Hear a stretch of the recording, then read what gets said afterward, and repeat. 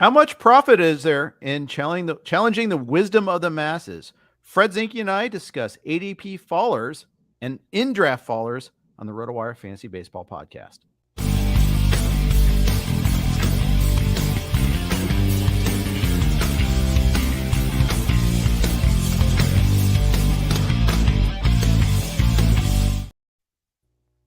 We are live here on the RotoWire Fantasy Baseball Podcast, brought to you by our good friends at Fantrax and Underdog.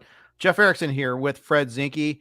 Fun topic today. I think it's a good psychological topic, if you will. Dealing with going against the wisdom of the masses. How do you handle fallers and in-draft slippers? We're going to talk about that. Before we do that, though, let's hit on some of the big news items of the draft here. There's a lot going on. The WBC is going on.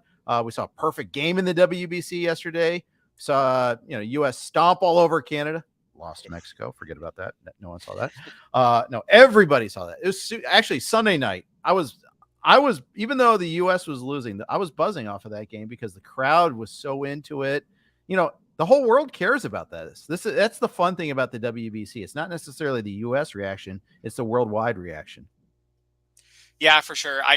I would say that I'm not the most involved in the WBC of all the baseball fans. Maybe it's because my country doesn't have much of a chance when you look at their roster. Scored 18 runs in their first game. They did. What are you talking about? They've got a great chance. They did. There have been a lot of blowouts, and not a lot of great games so far in the WBC. I think it's a small sample. I think that'll correct itself in time, but there have been a lot of really lopsided games so far. Yeah, there have.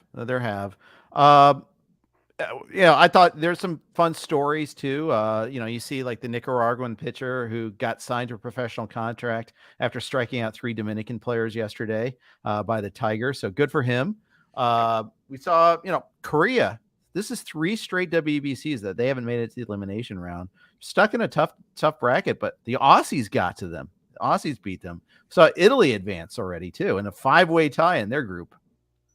It's its own form of March Madness, right? Anytime you create, it's not exactly a single elimination tournament, but some of these games do amount to that at some point, right? Because, you're like, well, if we don't get by these guys, they'll end up being ahead of us in the standings. So yeah, it's its own form of March Madness. And, any single elimination type of tournament, has its faults as far as declaring a true champion, but it's also way more exciting for all of us fans. Yeah. As we've discussed plenty of times, when to host the tournament's the biggest problem with it. Yep. There is no good single time. Here we don't have enough good pitchers. If you do it in the summer, MLB doesn't want to stop games for a while. I still think that's I think that's the logical way to do it. Is like you do an extended All-Star break. You don't have an All-Star game that year, and instead of 4 days, you have like 12 days, and you just bang it out then. And everyone gets an extended rest that's not playing. Yeah, that's like hockey does with the Olympics, right? Hockey takes off about 3 weeks, and in those 3 weeks, baseball could probably be even less because there's even less teamwork involved.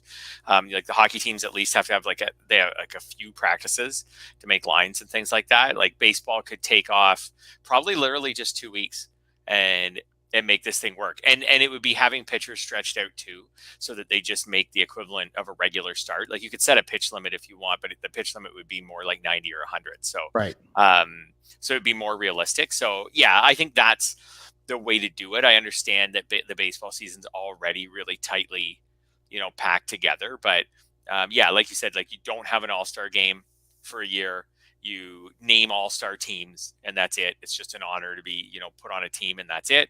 And you have these guys just go straight to venues and, maybe they may have like 1 day of practice and then here we go. And that would be the way to do it. Yeah, I'd be in favor of that. Yep. I saw Max Scherzer talking about how he wishes it was midseason. He definitely would have done it.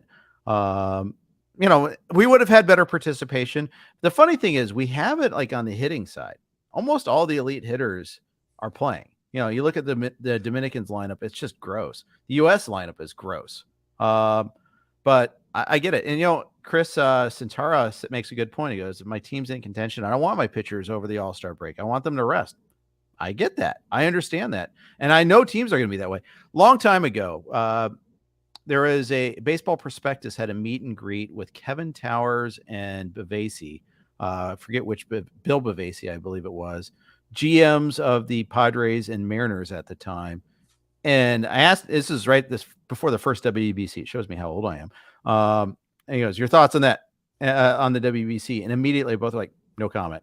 They're like, they really wanted to speak out against it. They know they couldn't have. So they just moved on because, no front office person wants their player to get hurt. They don't want to waste good pitches in something that doesn't help the team. It's all a transactional thing. You have that tension in the World Cup too. People, club versus country. You see that at times, but it's way more pronounced here because it's not an established contest. Yeah, absolutely. And again, going back to the NHL participation, like it's the exact same thing. Like what NHL team wants their best player to go play in, 5 really hardworking, games that have nothing to do with the NHL season and could jeopardize. We've seen players hurt at the Olympics. Oh, all the time. And for sure. Yeah, and that's a physical sport. But I think you just get the owners, they got the owners on board by saying like, this is something, if it's done now the NHL has been choosy about when and where they do it. When it was games were going to be played in certain countries at 5 a.m. here, they didn't want to do it. But basically the message to the owners, and it'd be the same in baseball, would be this can grow your game. Like you're all going to give up your ace pitchers. You're all going to give up your top batters. We're all going to run the same risk of injury, and that's fair because this will grow the game. And this will, you'd have to show the owners the way it could create revenue by having this showcase of talent around the world. And it would be, and it's the same thing. It's very similar to hockey where there'd be like 8 or 10 countries that would be very interested in it. And that's how you have to get the owners on board. Like, sure, you're all going to give up a pitcher for this. And maybe one of your pitcher is going to get hurt at a midseason WBC out of everyone, but we're all going to take the risk. One of us is going to end up taking the hit. We don't know which one, but it's going to grow the game. And that has to be the approach. And it's not an every year thing. It's an every 4 years type of thing, something like that. Right. And it's 6 this time because of COVID. Yeah. They were going to have it in 21, but obviously they couldn't have it then. So last one was 2017. All right. One other thing. Jose Berrios got smashed in his WBC start. Now it's one start, but we've seen this Jose Berrios before. It's not a fun one. You're a Jays guy. If you've had Berrios on your roster, you've seen it before. I already was lower on him. I feel like I'm lower on him. I don't have him anywhere. But I don't know. Does this lower him anymore? Is it possible to be even lower on him than he already was? This is concerning. I think it's the first game he's pitched in since last season where the other team is obviously fully dialed in. It's not a spring training game.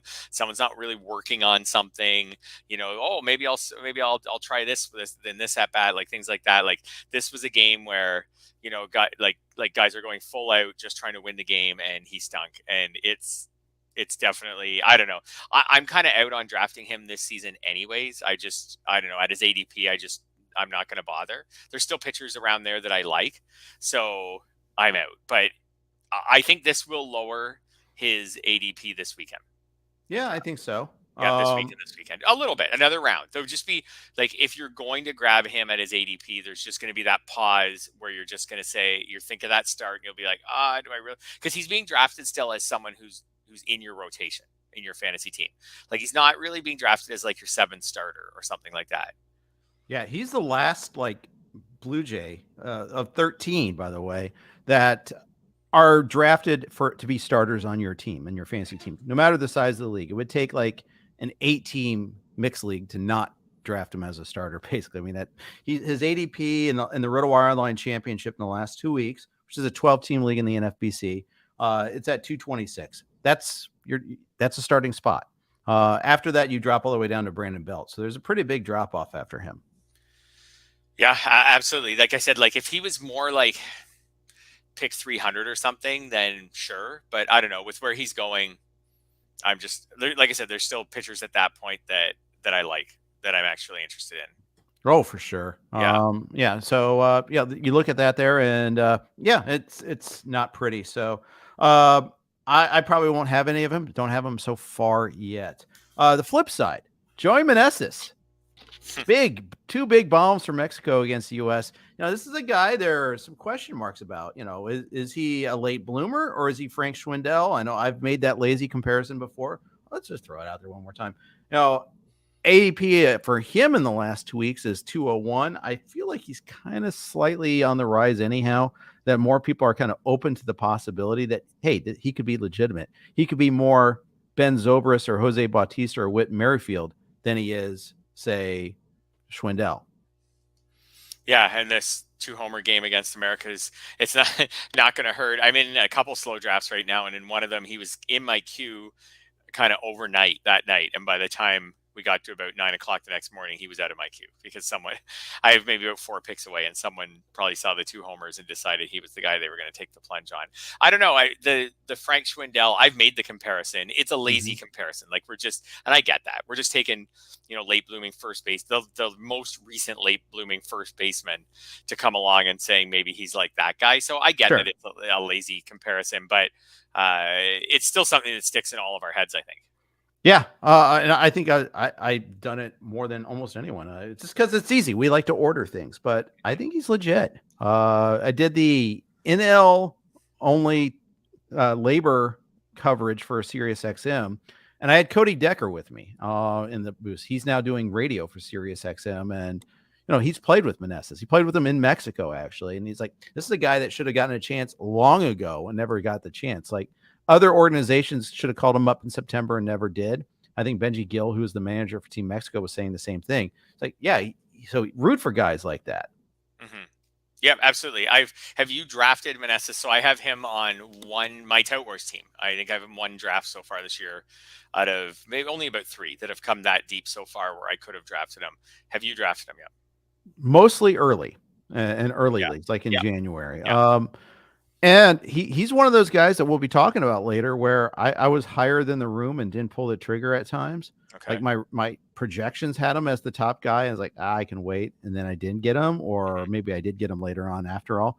But it is a question of, what do you expect out of him?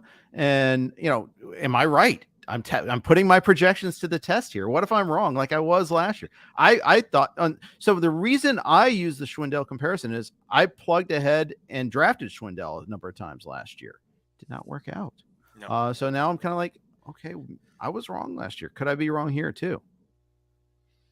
Yeah, that's what it is. It's having that taste in your mouth from last year.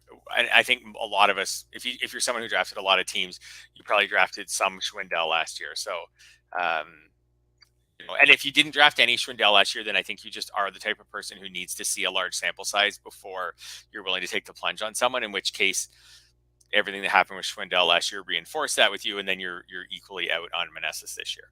Because Schwindel did all the things last year. He had a good minor league season too before he got in 2021. In 2021, I meant to say, but he had a good minor league season before the Cubs gave him a chance, and then he did all the things: hit for average, good strikeout rate, hit for power, and then it all evaporated the next year. Indeed, it did. All right, before we start, and that'll be a good bridge to our topic of today, is like fading the public. Talking about fallers, what we do with them, what do we do when, in draft falling. So, but before we do that, let's share a couple of notes with our friends at Underdog and Fantrax. The fantasy baseball season is underway, and there's no better place to play than Underdog Fantasy, the easiest place to play fantasy baseball. Right now, Underdog has MLB best ball tournaments live, including the Dinger, which has $500,000 in total prizes. In best ball, all you do is join a contest, draft your team, and that's it. There are no waivers, no trades, and no in-season management. Draft 20 rounds of players and get the best cumulative scores in your starting lineup.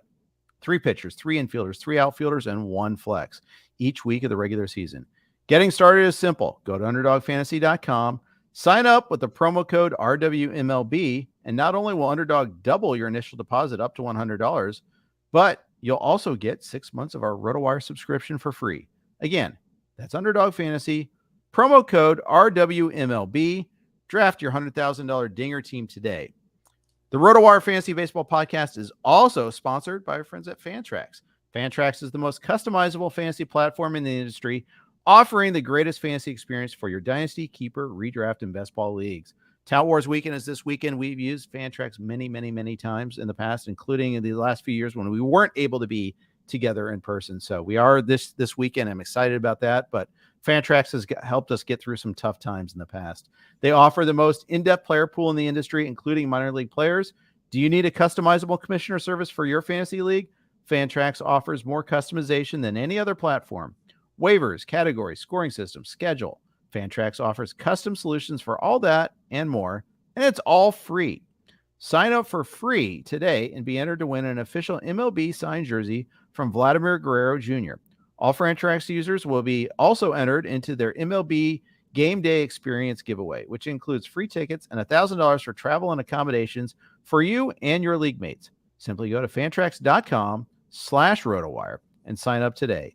That's fantrax.com/RotoWire. Lastly, our podcasts are hosted on the Blue Wire Network. Here are their ads. All right, guys. Thanks for your indulgence. Took care of all of our business at once there, so we can focus on the topic of the day, and that's dealing with fallers, ADP otherwise. What happens, when a player falls out of favor? Can we, it may not even be someone that you're like on board with, but also it could be just someone that falls in a particular draft. I think there's multiple categories. Let's start off with the obvious one. That's injuries. Whether it's, it's what kind of was titled this podcast with Carlos Rodon, Lance McCullers, Seiya Suzuki. Those guys have fallen all because they're hurt. Are you just taking those players completely off your board, Fred? No, I don't think you can do that. I think sometimes they fall, too far, and it makes sense to draft one of them, right? If we're talking NFBC style, it probably makes sense to draft one of them. For you at Tout Wars this weekend with unlimited IL spots, it might make sense to draft more than one of them because it creates in the long run, more roster space. You're going to be able to, it puts a little pressure on you in the short term. You're going to have to draft a couple reserves to go straight into your starting lineup, on the first fab run, which is usually the most flush in those leagues with unlimited IL. In that first fab run, you have 2 roster spots, for example, if you drafted 2 players like that, right, just waiting for you. So I think if they fall far enough, I was in a draft recently where I was very close to taking Carlos Rodon. I didn't, which maybe means that I did succumb to that, but not really. I had projected him out and I was close. I think I forget who I took instead, but I know I took did I take Jeffrey Springs? No, I think Rodon was gone by then when I took Jeffrey Springs in that draft. So, but he was kind of in that level where I was considering him, I think around 10 or so, 10 or 11. Yeah. I'm leaning more and more in my older age and experience of just taking them off my board entirely. And I'll tell you last year, the main event, how many times did I talk about, hey, I was the last to take Fernando Tatis Jr. I got him at pick 153. Look at me. Smart guy here. Didn't get a single at bat. I know that's an extreme example, but I think it's illustrative of what can possibly go wrong. It's not always just that there's this time frame for injury. It's the possibility of setback. It's the possibility that a player isn't the same player when he comes back.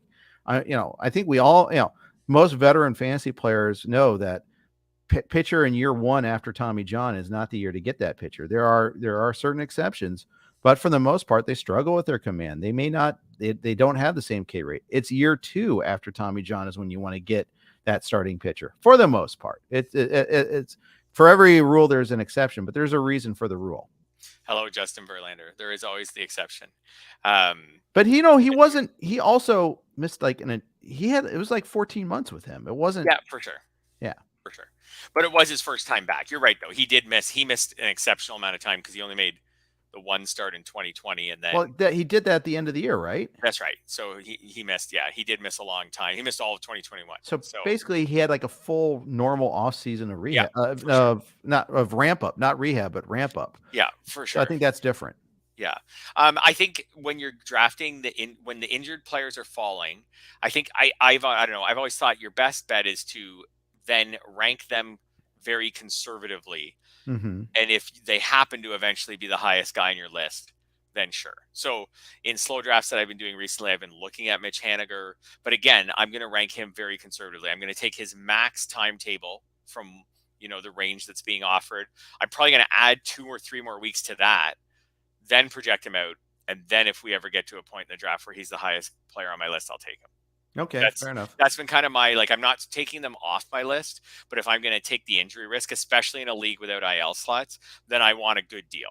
Right. And I'm scrolling through my list as we talk here, just looking for like out, like day to day, I'm not going to worry about so much. Like Vlad, I'm not going to change him too much. Right. But like Trevor Story, obviously that was an early decision not to draft him at all. And yeah, I'm just not going to do that there. Joe Musgrove, Tyler Glasnow are two very good examples, though, of guys that we can kind of debate that a little bit more. Musgrove, it's not a pitching injury. It was dropping a weight on his foot. He didn't get hurt in the course of pitching. It's not his arm. Yes, you do need to push off on your toe, but that one I'm more inclined to take the chance on when he drops a little bit. Whereas Tyler Glasnow, I'm probably not. And I'm seeing some chatter here about both of these guys. BZA, RZA, GZA is likely to take him at his discounted rate. I just think you need a discount off the discount with Glasgow because of his injury history. Yeah, absolutely. I think expecting Glasnow to make his timetable is too optimistic with his injury history. Also expecting Glasnow to make his timetable and then, or whether he makes it or not, but then come back and not miss any additional time. I know that any pitcher could also miss additional time, beyond what we're expecting, but like this may not be it for him. Like you could project him down to 125 innings and say, okay, well, once he's back, he's good to go, or 135 innings, something like that. But knowing his injury history, that may not happen either. So yeah, again, project him very conservatively, project his injury time, throw 2 or 3 more weeks on it. That takes out another maybe 4 starts. That takes off another 20 innings, and then see what that does. And you're going to end up not drafting him, but at least you're in at a point.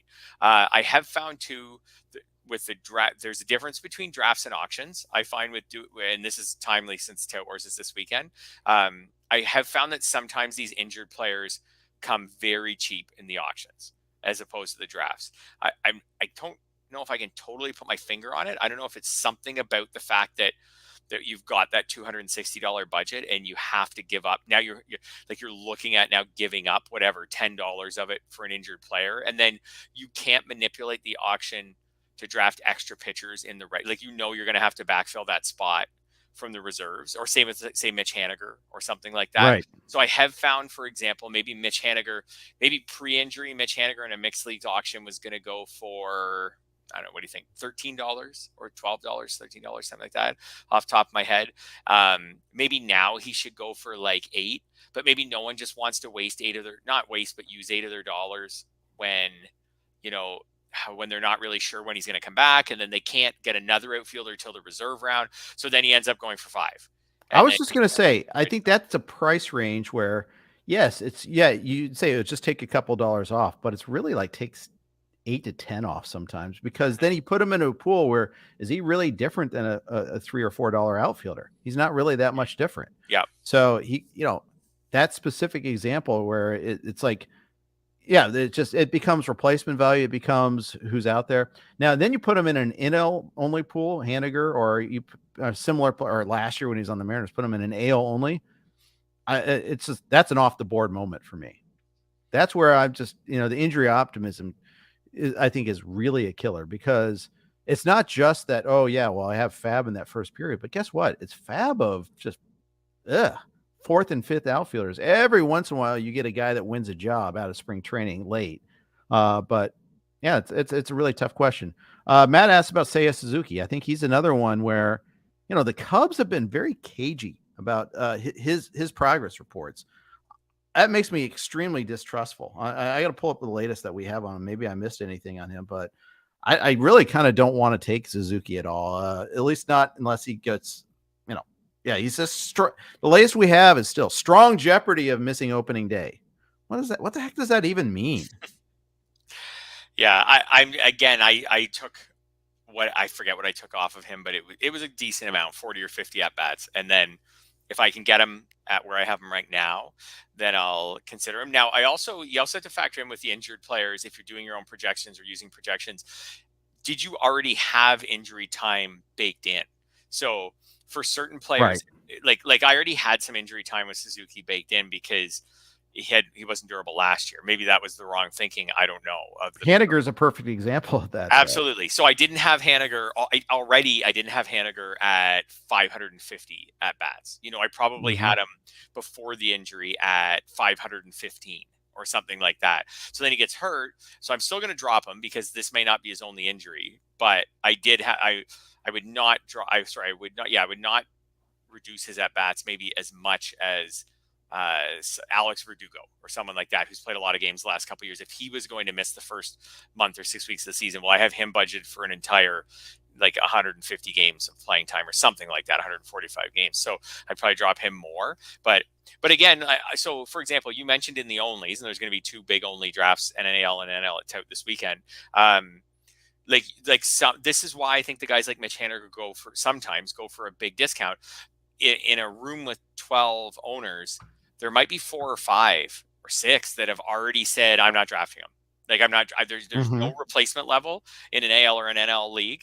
I'm going to be replacing him with a 4th outfielder at best, maybe an unskilled 4th, a not very skilled offensively 4th outfielder, or even a 5th outfielder. So I'm not drafting him. But again, there's still a point where in an AL or an NL league, well, NL in the case of Haniger, where 5 months or 4.5 months of Mitch Haniger still has some value, plenty of value in that league. So he still has to be worth something.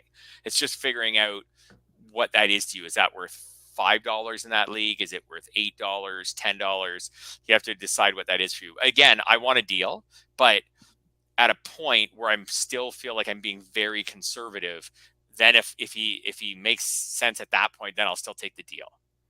I hear that on that. But see, the thing that for me is once he comes back and heals from this injury, it doesn't inure him from future injuries. Yep. For sure. Those are still just as likely, if not more likely, because his body has already been weakened. So, how many times do we say at the end of the year, certain players just couldn't get healthy? This guy just kinetic chain. Yeah, he just couldn't get healthy. It was for certain players, first it was a toe, and then after the toe, he was back for a week or a month, I should say maybe, and then it was the hamstring, and then he was back for a while, and then it was something in his core, and he ended up having. I often, when I write player recaps or player previews, end up writing that this player served 3 IL stints last year for different parts of his body. Those things are usually. Not always, but often I think they're related, right? So, one part's compensating for another part, and then that part ends up getting hurt. So, yeah, for sure, he's probably more likely than the average player to end up going back on the IL, depending on how quickly he comes back. Exactly. News on Jose Quintana. He is out 3 months. He's going to have rib surgery. So either Tyler McGill or David Peterson's going to jump in, and for 3 months at least. And again, it's at least 3 months. Undraftable, I would say now. This in a mixed league. I have him in our labor league, so I'll throw him on my IL and see him in July. But I'd say go fab the winner of McGill versus Peterson is interesting to me. Me too. Hope it's McGill. Let's say that the Mets said tomorrow that McGill's the guy. Would you draft McGill earlier than you would have drafted Quintana? Maybe. Quintana's like that steady guy now. He was actually kind of one of my guys. I had already drafted him in our labor league, and I didn't mind him. Just again as my SP 6 or 7. Right. Just someone who was I could throw out there, most weeks. He would be okay, like you said, kind of a steady guy. McGill's total opposite. He may you could draft him and he could end up being a top 40 starter this year. Or he could be terrible, and you throw him or hurt or something like that. So, he's kind of the total opposite of Quintana. Yeah, I'm in a super deep score sheet league, and I just was checking to see if either McGill or Peterson is available. They are not. So it just shows how deep we are, and we're only in the 16th round. It's rough. It's rough, but it's tough out there. Okay, so that kind of covers the injured fallers a little bit there. So there's a whole other different thing. You have a pretty big list of ADP fallers compared February 1st to 15th versus now. And our cover guy, I think, is Carlos Correa. He actually dropped a little bit from 113 down to 121. Not a big drop, Yeah. but a drop nonetheless. Yeah, there's a few players on here where I think I would just identify them as boring. And although Carlos Correa is exciting as a major league free agent because he signs with different teams every couple of weeks, so that he's an exciting offseason guy. But in the fantasy world, I actually got bored with Carlos Correa a couple years ago in the fantasy world. To me, he just doesn't do much for me anymore. He doesn't run. Yep, he doesn't run. He's never hit 30 homers. He's never hit 27 homers. He's hasn't hit 300 since 2017. He's okay. He's fine. He doesn't score tons of runs. He had 1 year where he scored a lot of runs for Houston. He's okay. He's fine. Last year, 70 runs, 64 RBIs, gross. Like, that's not very good. No steals, 22 homers. I don't know. I've always felt like Carlos Correa is really overrated in fantasy. Like, we're waiting for something we're waiting for the 3500 100 season that's never going to happen. But I don't know. But either way, the reason he dropped, I think, is just that I think there's a few guys on this list that are just boring, and he's one of them. Ryan Mountcastle's a few spots below him on the list. Ty France is a few spots below him on our list of guys we could talk about today. They're just boring. They just are what they are. Ryan Mountcastle's probably going to hit about 25 homers, hit about 250. So as players start rising and people get excited, excited about players, someone's got to fall. For sure. It's just, that's exactly it. Someone's got to fall. Jordan Walker takes the leap up. Yep. Okay, that's one spot down for everybody else below him. It's you get that Corbin Carroll goes up, others must drop. And you get that time and again. And of course, you've got guys that are winning jobs. And they were in job battles. Now we know Andres, say if the Mariners said tomorrow Andres Munoz is the closer, and he's definitely going to be the closer, and we're going to definitely use Sewald as a setup guy. This is what we're doing things differently this year. We're going to have a designated closer. It would take something extraordinary like that. But if they were to do that, Munoz becomes a top 5, 6, 7 closer, something like that. He jumps a lot of spots. Everybody must go down one there. Your list of players here, and I'll read some of the names off this list. We don't have to discuss each one of them at length, but there's Correa, Rhys Hoskins, Ahmed Rosario. That's a good one. Ryan Mountcastle, Chris Bassett. Oh, so boring. Javier Baez, Ty France, Jake Cronenworth. These fit that label there pretty well. Yep. Oscar Gonzalez, John Gray. He's so boring. His name is Gray. I just talked about how I am drafting John Gray in some leagues in a separate video that'll be up on YouTube soon. I'm cool with drafting John Gray. I think John Gray is a little exciting. Like, we still haven't really seen a fully healthy year outside of Coors for him. So I think there's still something there. But Luis Arias is the very next guy on the list. So boring. Seth Brown, another. Fred Tope didn't make the list. Mike Beige didn't get there, but we're talking some boring players here. Yeah. Sure. But there's value in these players, right? There's value absolutely in these players. I mean, you don't want to have a roster with 25 of them, but a few of them, they can be foundational pieces in your roster while you play around with the Miguel Vargases or the Jordan Walkers at some of your other spots. Well, and if you're playing like a draft champions, these are the guys you crave because for better or worse, they're going to play. Yep. Yeah. It's just, yes. So, I mean, I think that's, I think, Jeff Zimmerman is drafted very well in the Speakers Draft Champions League that we do. And he always kills people in just at bats and innings just matter so much. And these guys fit that. Yeah, absolutely. There are a lot of names on this list that I have already drafted on teams. I can sometimes, I think, trend a little too boring, so I have to watch that I don't draft Ty France type players 6 rounds in a row. So maybe I try to hit on someone with a little more potential in there. But yeah, these guys can be foundational pieces that, and they shouldn't really fall because there should be a push and pull where there's the Jordan Walkers jumping up, but there are also the Seiya Suzukis falling way down. Yep. And those should kind of mostly offset each other. Like, there'll be a few risers and then there'd be some hot shot relievers that are starting to gain steam. Pete Fairbanks has gained a lot of steam during draft season, for example. But then there's a Mitch Haniger, so who falls down.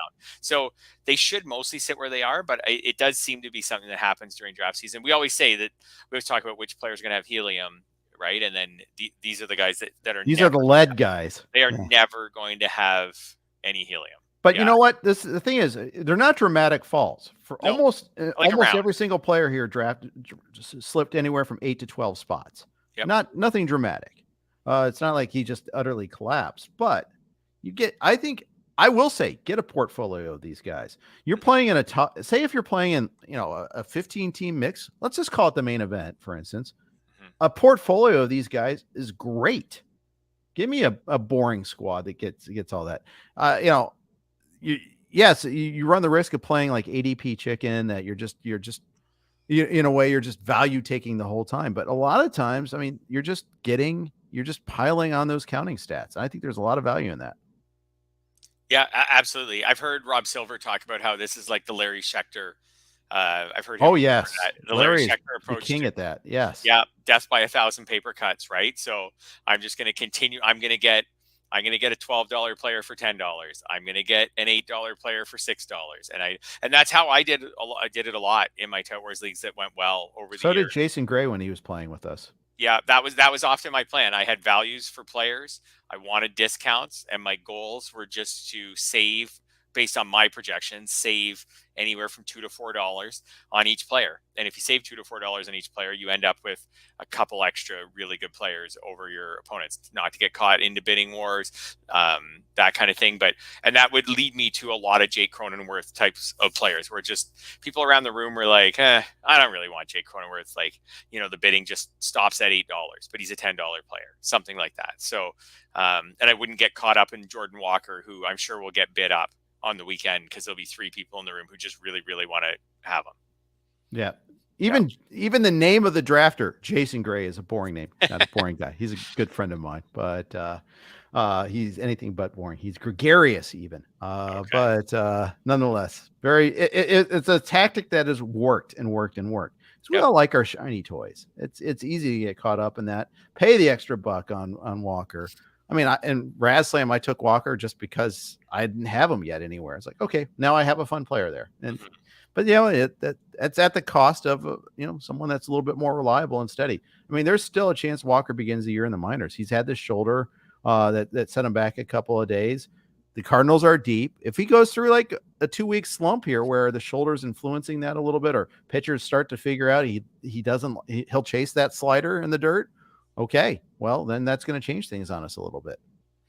Yep. In a recent draft, I had this very scenario play out. Now, another owner ended up solving the problem for me, but with 1 pick away, it was a slow draft, so I had a lot of time to think about it. It was Josh Bell against Miguel Vargas. Like, it's the perfect, boring, Josh Bell's like 30 years old. I mean, he slumped a bit with San Diego last year, but he's had his ups and downs actually when I really dug into him.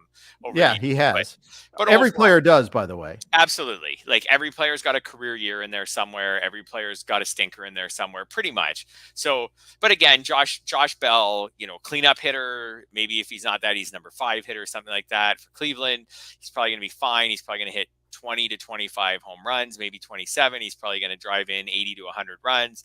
And Miguel Vargas is just so cool and exciting. And maybe he hits 20 homers. Maybe he steals a dozen bases this year. I don't know. He's always hit for average in the minors. Maybe he comes right in and hits 290 right away in the majors. But then there's all these risks. What if he stinks? And then the Dodgers just put him back in the minors or whatever. Like, so I was sitting there debating, and in the end, I decided that I would just take Mr. Boring and Josh Bell. And then in the end, so did the person who drafted before me. So then I took Miguel Vargas, and I didn't feel great about it by the end.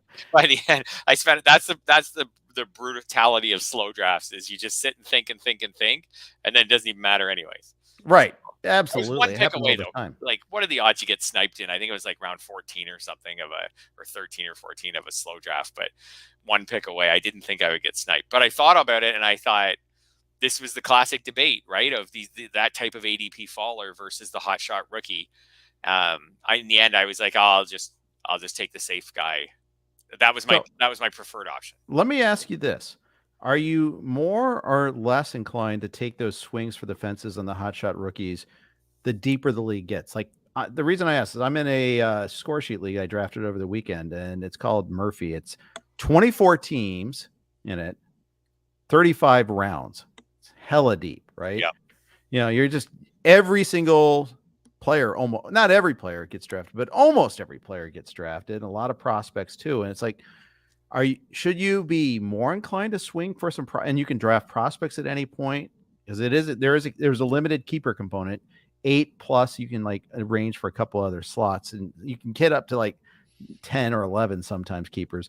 Point is, like, do you just keep plugging away at these boring guys, or do you take swings for fences and that hope that you get the next stud? Because obviously having a lot of studs helps you win a league, because it's hard to generate a really good keeper list of 24 teams. It's true, although usually my theory is the deeper the league, the less I take risks, because I think you're probably right.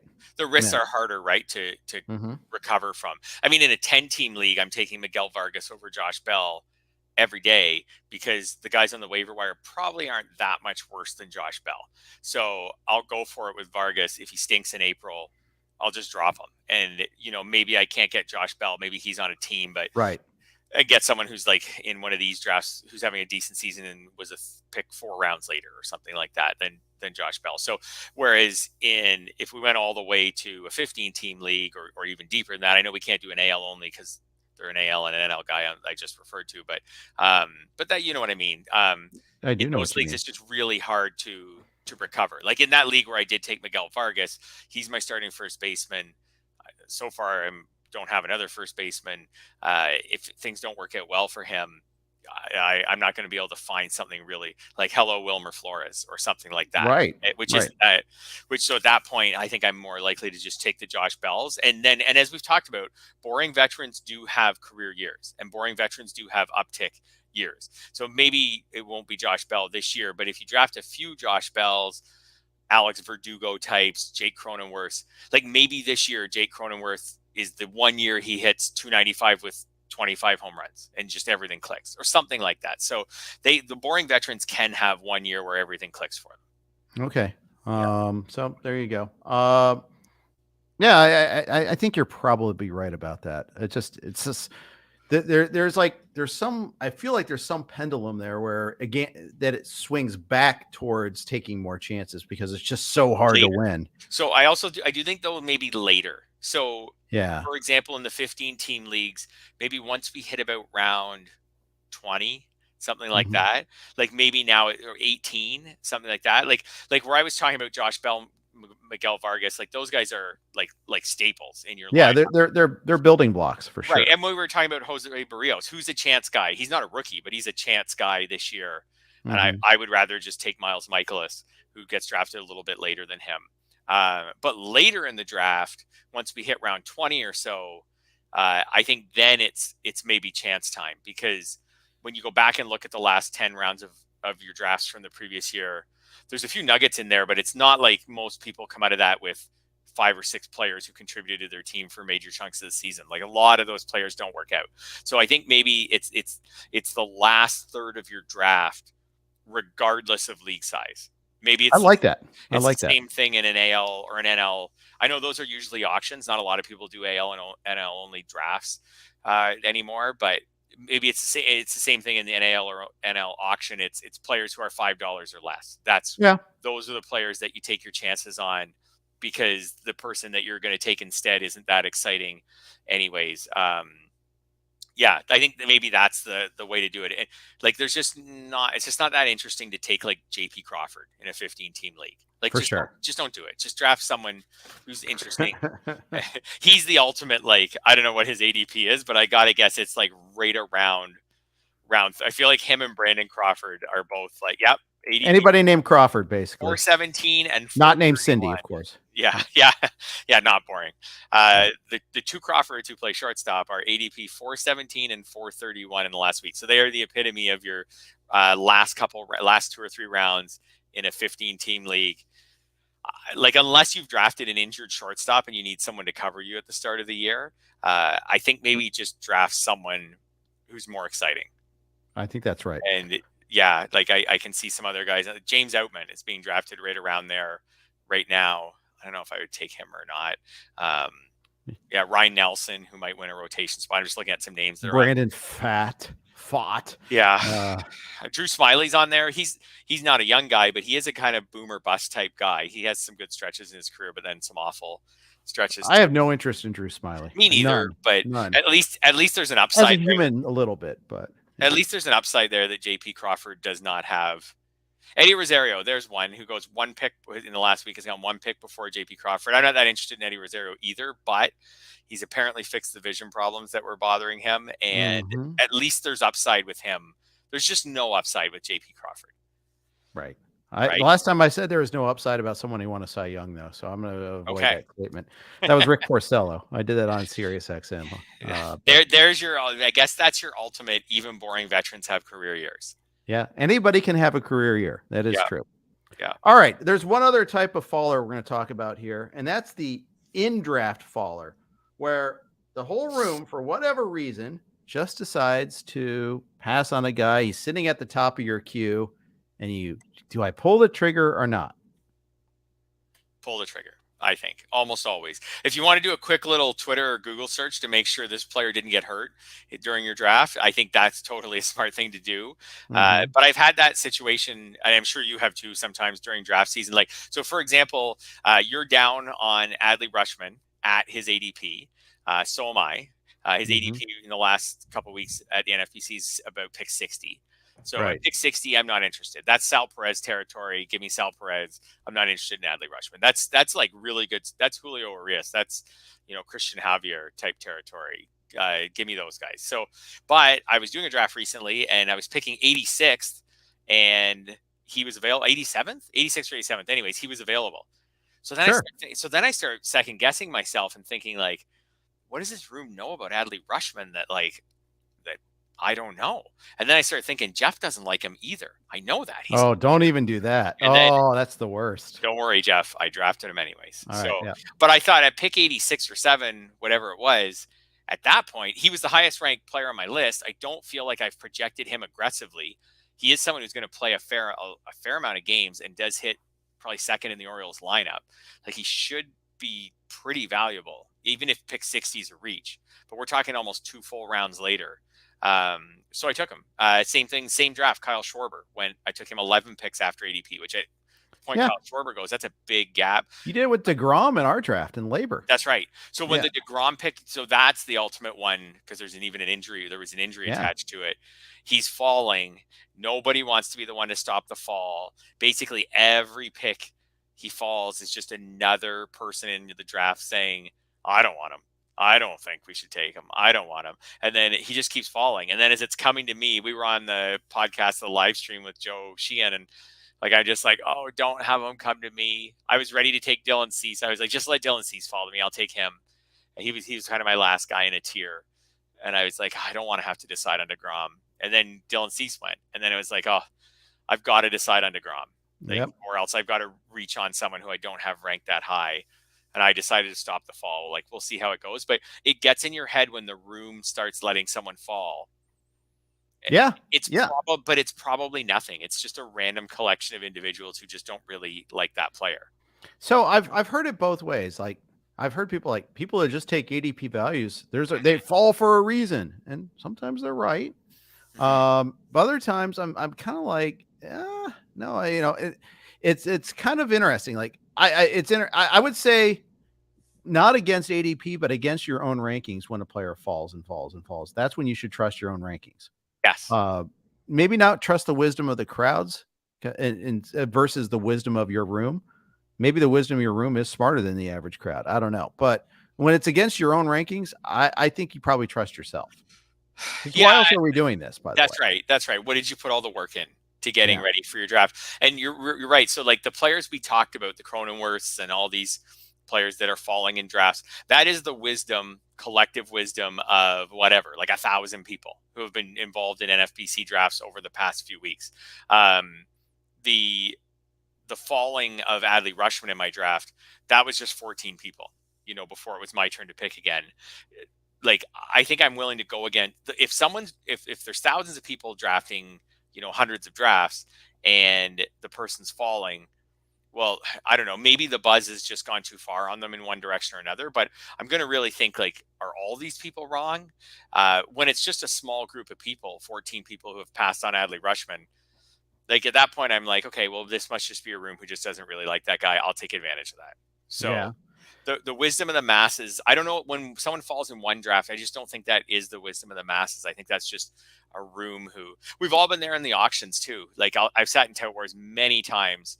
And I'm bummed that I can't be there this weekend, that I've got to be a dad and take my kids to their sports. But but you'll never regret taking your kids to their sports. I won't, that. And they won't listen to this podcast, so they won't hear me say that sentence. But when they're in therapy, they're like, you didn't want to be there. I told you. And I'll be saying, but I did. I did go. I didn't want to go, but I went. But anyways, you owed it to them. But we've both sat. You sit in that Tout Wars room, especially in the auctions, and there's someone who you did not plan on winning at all, because you go in there and certain players, right? So, like for example, I've drafted Raisel Iglesias, I think, in my last 3 drafts. If I was at Tout Wars this weekend, there's a really good chance that I would come away with him, because I seem to have him higher than most people do.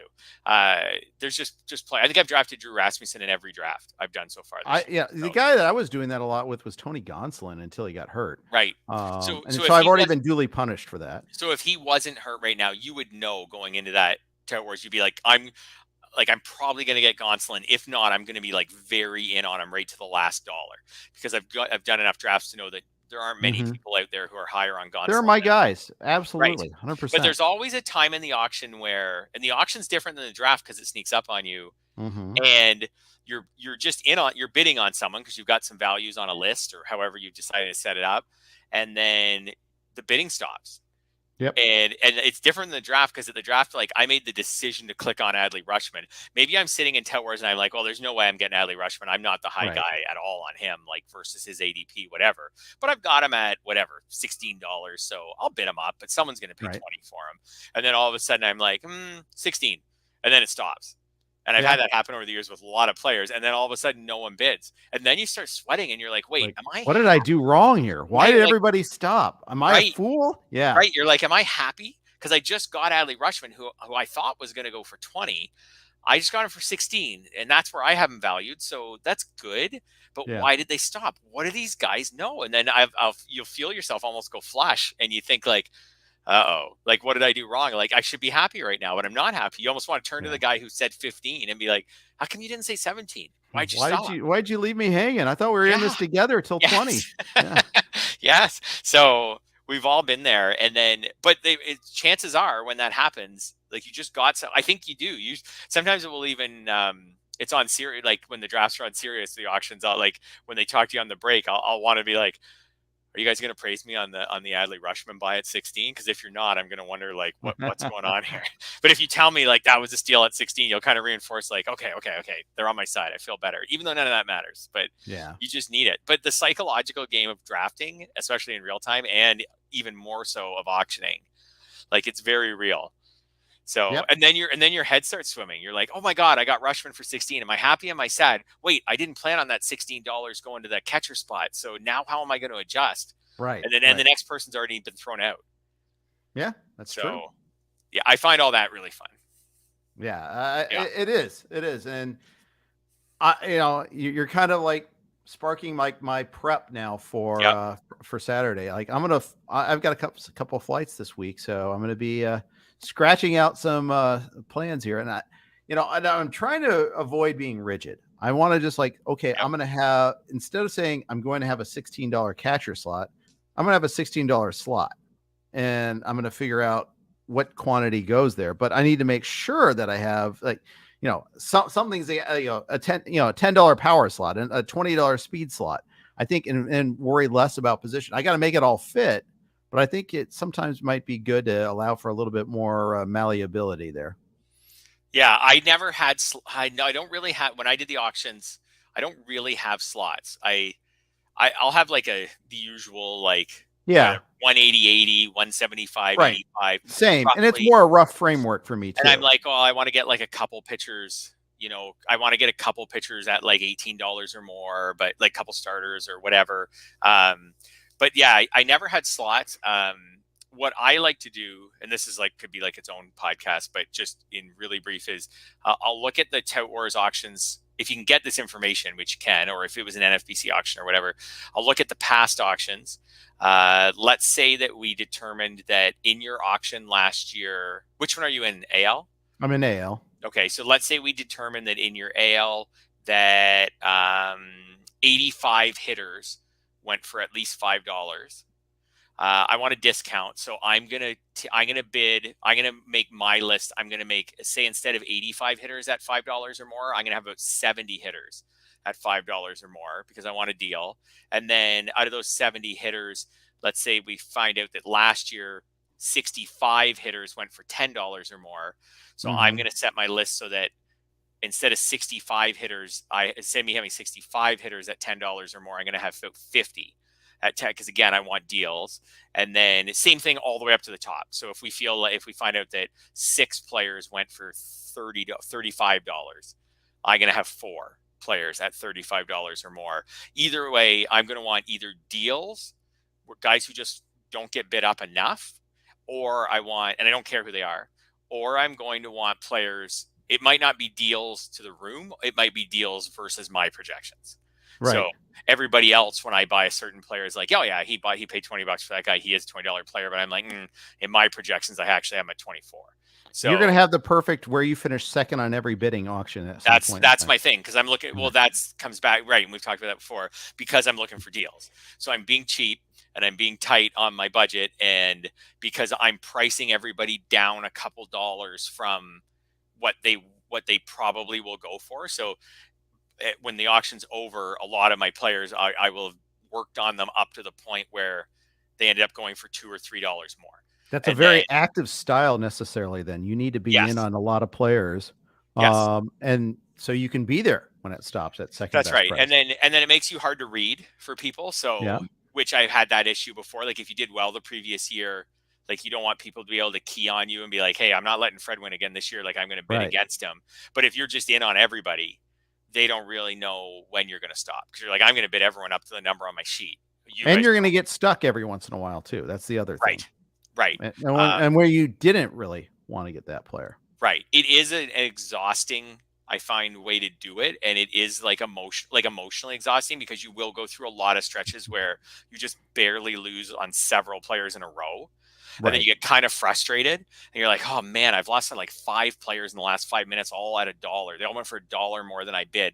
But I got to stay true to my values and trying to get my deals. But then there's just part of you that wants to just say, screw it, I'm getting the next player. Like I just it's very difficult to resist that temptation. I've been there before too. Yeah. But I do think that's, for me, I think that's like been a good way to do it. And then sometimes there have been moments, especially on the pitching side, because there's so many hitters, but the pitchers, like there's only a finite group of aces, especially in your AL only league, right? Like, so maybe you do have to read the room and say, well, you know what? I am pretty determined I'm going to get an ace. We've had about 7 or 8 ace type pitchers go. They're all going for more than what I've got them at, but I am getting an ace. So I am going to make sure I get at least in with the values. I'm going to go a couple dollars over on one of these guys, because I've just decided, I've got, there's still Luis Castillo, there's still Alek Manoah, there's still Kevin Gausman. That's kind of all that's left as far as I feel like AL only aces. I'm getting one of those guys. Even if I've got to go over my budget a little bit. Pitching is where I may have to dance around a little more. Hitting, there's just so many of them that it's got to even out at some point. I agree. Yeah, I agree. Yeah. All right. Anything else to add before we sign off here?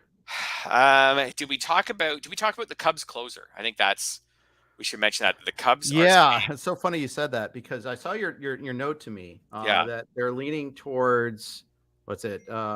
Michael Fulmer and Brad Boxberger are the leaders right now. Yeah, and I have Brandon Hughes in a lot of places, so that's why I was very including last night in a draft and an auction where I think I got Hughes for like $4. I mean, whatever. It's just It's an auto new league where we can start 5 relievers. So even a relief pitcher with good skills that isn't closing right now is still valuable. Yeah, I think Hughes is probably the best reliever in that bullpen, although the relievers are probably similar enough that it might just be luck, whoever has the lowest ERA in the group. But Right. it would be a very major league manager type thing to let guys like Michael Fulmer and Brad Boxberger, who are, on short contracts and have lots of veteran experience, to let them get the first save chances and see how they do with them. And Brandon Hughes, who could be used in higher leverage situations and specialist situations, doesn't get the save chances. So this happens every year around draft time. There's teams where the best relievers, that we're speculating on, don't get the save chances. And maybe it won't be Fulmer and Boxberger. That's just the word on the street today. Yeah. Fulmer, Boxberger so far has pitched 4 innings of A spring training games. He might have done some B or split squad games. No runs allowed, 3 Ks, 2 walks, nothing extraordinary there. I know there was a note on Hughes saying, hey, we're going to take him a little slower because he had so many innings last year. I guess that could have been a little bit of a sign for us that it wasn't going to be him. Fulmer's thrown 5 innings so far, shutout innings, 5 Ks, 2 walks. That's pretty decent. I still like Hughes' skills, but definitely that pours some cold water for me. I think I got Hughes in labor with you. That's so okay. Boxberger or Fulmer, whoever gets that first save, he'll probably get the second as long as he handles it well. And Hughes hasn't pitched well so far. Only 3 innings, and he's 2 Ks, 3 walks so far. So, I can see it there. I got to slow down on Hughes. Yeah, some strikes against Hughes too. Like, he's left-handed, so it's not a huge deal anymore. But in certain bullpens, it is. And he gave up a lot of home runs last year: 11 and 57 and 2/3 innings. Walk rate's okay. It's not special, but it's 11 okay. homers. That's a lot. 11 homers, a lot. His FIP last year was 470. So it's not like we're talking about Yohan Duran. Like, we're not talking about that special of a reliever who's being denied save chances. So, right. This is just first fab period. Fulmer and Boxberger are going to go in that labor league after those early drafts, for sure. Yeah. All right. Well, thanks for that little useful nugget at the end of the podcast there. Those who stayed till the end. Yes. Yes, indeed. Yeah. All right, guys and gals, thanks for listening. We do appreciate everybody if you tune in and commenting there. We got a lot of activity. We always love it when you guys chime in with your comments and questions. Keep it going. Fred and I will be back next Tuesday. We'll have Tout Wars to talk about and a lot of WBC and a lot of spring training news. Getting closer and closer to opening day. Can't wait. Thanks for everybody for listening. Take care.